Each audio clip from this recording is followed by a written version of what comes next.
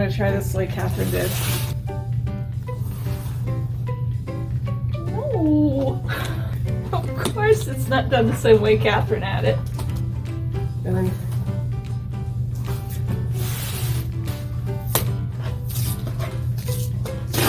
Don't you dare show me up. Don't you dare. it's because I get a lot of packages.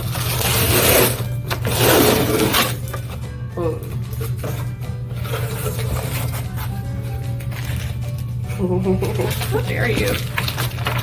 How dare you? What's this pink? Random pink slip of paper. Here's your pink slip. Are you ready? Yes. No, I do love Bluey so much. So, Bluey, mom school. Bluey wants to play mom school instead of having her bath, but will the kids listen to her? I've heard so many people talk about this show, how good it is. My little sister loves it, and she's watched the first season like a million times. It's Australian, isn't it? Girl Forgotten by April Henry. Would you dig up the past if it meant you might die in the present? 17 years ago, Layla Trello was murdered, and her killer was never found. Enter true crime fan Piper Gray, who is determined to reopen Layla's case and get some answers. With the help of Jonas, who has a secret of his own, Piper starts a podcast and begins to closely examine Layla's murder. But as she digs deeper into the mysteries of the past, Piper starts receiving anonymous threats telling her to back off the case, or else. The killer is still out there, and Piper must uncover their identity before they silence her forever. Yay or nay? Quite interesting. Hanging with the Vampires by Alisha Fitzpatrick. Are vampires real? Who is Count Dracula? And do vampire bats ever feed on humans? Discover everything there is to know about vampires in this funny and totally factual handbook packed with spooky legends, fascinating history, and super weird science. Uncover the truth about vampires and sink your fangs into vampire lore and literature with fun activities such as baking anti-vampire garlic bread and crafting your own vampire story. I'm curious. Oh, you want to read it? Okay, I'm sorry. Hotel of Secrets by Diana Biller. During ball season, anything can happen, even love. It's ball season in Vienna, and Maria Wallner wants only one thing: to restore her family's hotel, the Hotel Wallner, to its former glory. She's not going to let anything get in her way. Not her parents' 3 decades-long affair, not seemingly random attacks by masked assassins, and especially not the broad-shouldered American forward agent who saved her life 2 times already. No matter how luscious his mouth is. Okay. Eli Whitaker also wants only one thing: to find out who is selling American secret codes across Europe, arrest them, and go home to a sensible life in Washington, D.C. He has one lead: a letter the culprit sent from a Viennese hotel. When he arrives in Vienna, he is immediately swept up into a chaotic whirlwind of balls, spies, waltzes, and beautiful hotel keepers who seem to constantly find themselves in danger.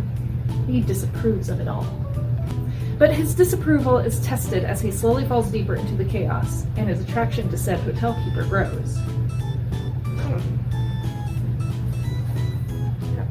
Yep. While You Were Dreaming by Alisha Ray. Ray? This is the A. Try again. Wait. While You Were Dreaming by Alisha Ray. Dang it. Show over. Ray. Okay. Take 3. While You Were Dreaming by Alisha Ray. Is that right? Nothing complicates a crush like a random act of heroism.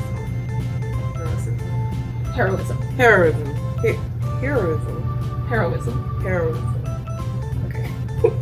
Nothing complicates a crush like a random act of heroism.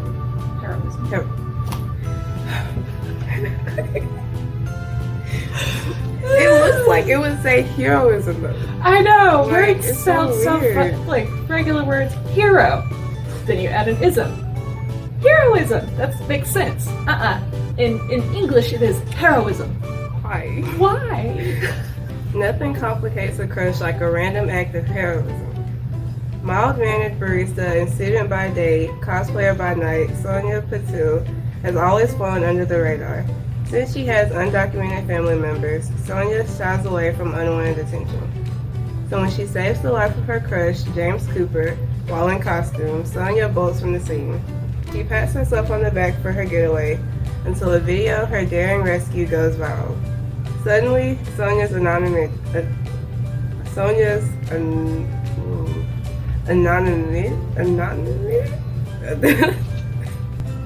anonymity And no, I know I can't. What even is this word? It's supposed to be like anonymous, Yeah. but Anonymity.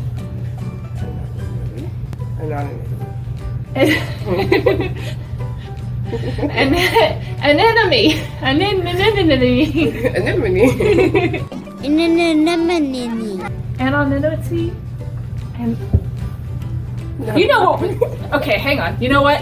Here's the word. Say it how you want. Is out the window. Now she's running from internet sleuths, and James, who makes her heart beat faster than a speeding bullet, actually seems to like her back. There's just one catch. She keeps being charmed by James' brooding older brother, Neil. Wow. Juggling crushes and a secret identity might just take superpowers. Sonia's got a lot of practice being the main character in her dreams, but will she be able to make the leap to real life?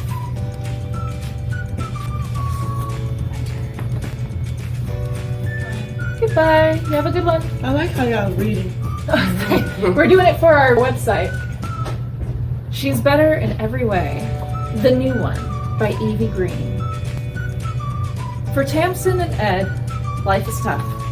They both work long hours for very little money and come home to their moody, rebellious daughter, Scarlett. After a tragic accident leaves Scarlett comatose and with little chance of recovery, Tamsin and Ed are out of options until a lifeline emerges in the form of an unusual medical trial. In exchange for the very best treatment for Scarlett, a fully furnished apartment, and a limitless spending account, the family must agree to move to Switzerland. I wouldn't be complaining if I had to move to Switzerland. The family must agree to move to Switzerland and welcome an artificial copy of their daughter into their home. Wouldn't be complaining about moving to Switzerland now? I'll be complaining about that, definitely. Suddenly, their life is transformed.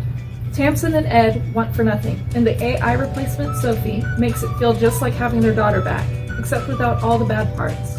Sophie is engaged, happy, and actually wants to spend time with her parents. But things take a turn for the worse when Scarlett makes a very real recovery and the family discovers that the forces behind their new life are darker than they ever could have imagined.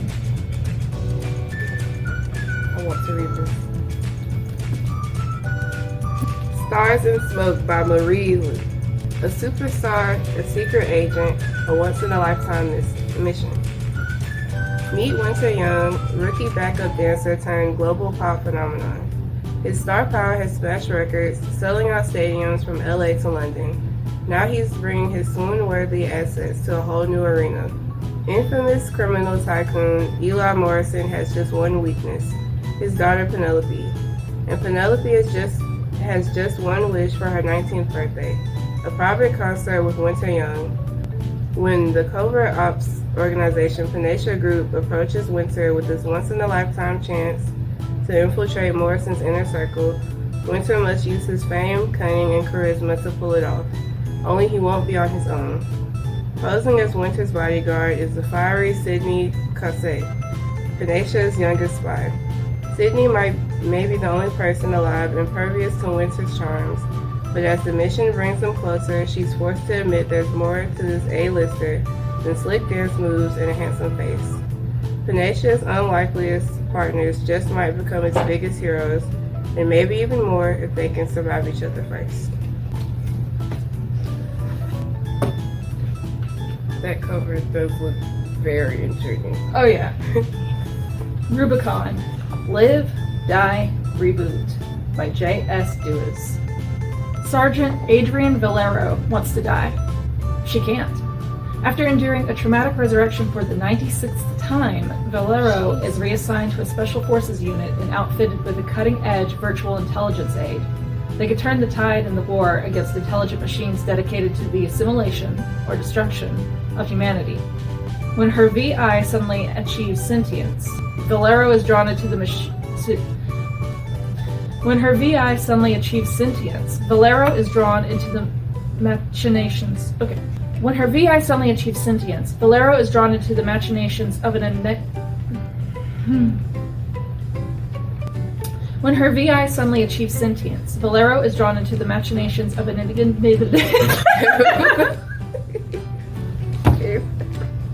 These words. What was that? Enigmatic. Felt like I was going. When her VI suddenly achieves sentience, Valero is drawn into the machinations of an enigmatic. When her VI suddenly achieves sentience, Valero is drawn into the machinations of an enigmatic major who's hell-bent on ending the war by any means necessary. Yes. Yes? Oh, I loved Little Critter when I was growing up. Iconic. Monster Truck by Mercer Mayer. Little Critter is sad when the toy store sold out of the new Squisher monster truck. He did extra chores for 2 weeks to pay for it. To cheer Little Critter up, his dad takes him to Uncle Zeb's monster truck rally. From seeing tricks on 2 wheels to riding in an actual monster truck, Little Critter has the best time ever. But will Little Critter ever get his Squisher truck? We had such fun reading one of her book descriptions last time. Let's see. Worthy Opponents by Danielle Steele. By the way, I'm not downing Danielle Steele. I'm just saying that last one was a lot. Spencer Brooke always knew she was destined to be CEO of her grandfather's business, the most respected and luxurious department store in New York City. Brooks has been at the center of every happy memory she has, but it hasn't been an easy journey. 7 years after her father's death, her life is very different from the days when she walked through the store with her grandfather as a young girl. She may be the owner of Brooks, but she's also now a divorced single mother of twin boys. And with the ever-evolving landscape of the fashion industry come new challenges for Spencer and the legacy she's inherited. Mike Weston is known for making enormous profits by transforming small businesses into bigger, more successful ones. With his marriage at a breaking point and his children grown up, investing is where he thrives, where he can build something greater. And Brooks feels like the perfect opportunity. Yet the firm's beautiful and savvy CEO turns down the offer before they even meet. Spencer has no interest in outside investors meddling in her family business. Her grandfather never saw the need for them, and neither does she. She refuses to be tempted by Mike's offer, despite her big dreams of expanding the store. But when bad luck strikes, suddenly she is backed into a corner. In Worthy Opponents, Danielle Steele crafts a thrilling story about a powerful woman and her equally formidable opponent. Isn't he still married? Does this woman never write about a healthy marriage? Right, like literally just no healthy relationships. Can't just meet like They in a exist, coffee. by the way. Dogman. 20,000 Fleas Under the Sea by Dave Pilkey. By Dave? I think it's Dave. Dave Pilkey. Dogman. 20,000 Fleas Under the Sea by Dave Pilkey.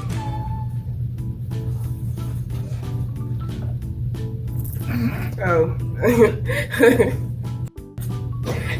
It's like my brain, like I just... You're tired. It's okay. Dogman, 20,000 Fleas Under the Sea by Dave Pilkey. It's like, why still have it say Dave if it has no E? It doesn't make any sense. Maybe it's short for David? We don't know how to give the summary for this one, so... Superhero dog. Superhero dog, yes. Yes. Superhero dog. Fights fleas. Fights fleas. In the sea. Under the sea. Under the sea with a cat, apparently. It's a graphic novel. Yeah. I think that's pretty fair. Popular dude. You Wouldn't Dare by Samantha Markham. Summer is about being late to everything, even love. When Juniper Nash Aberhart kissed Graham Isham for the first time, she had no idea it would nearly be the end of their friendship. More specifically, she had no idea that the terrible, unforgivable things she did to keep their summer fling a secret wouldn't just ruin their friendship, but also Graham's entire life. What did you do? Now, months after the fallout, Junie and Graham spend most of their time sidestepping conversational landmines on the journey back to normalcy. Junie is sure the strangeness between her and Graham is her biggest problem, until her mom announces they'll be moving in with her boyfriend and his surly teenage daughter, Tallulah, at the end of the summer. The only bright spot ahead is Junie's dad's upcoming visit, just in time for her struggling community theater production. But when Junie starts to realize the feelings she swore to take care of last summer have lingered, saving her play and managing her hostile relationship with Tallulah might be the least of her problems. Her friendship with Graham has been mended to barely withstand a breeze, and the gale force of Junie's feelings could be what breaks them. So this is basically like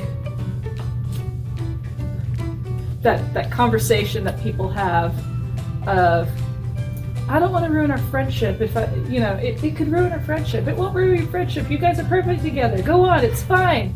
Tell them. What's the worst that could happen? This. So this is the worst that could happen, apparently. Yay or nay?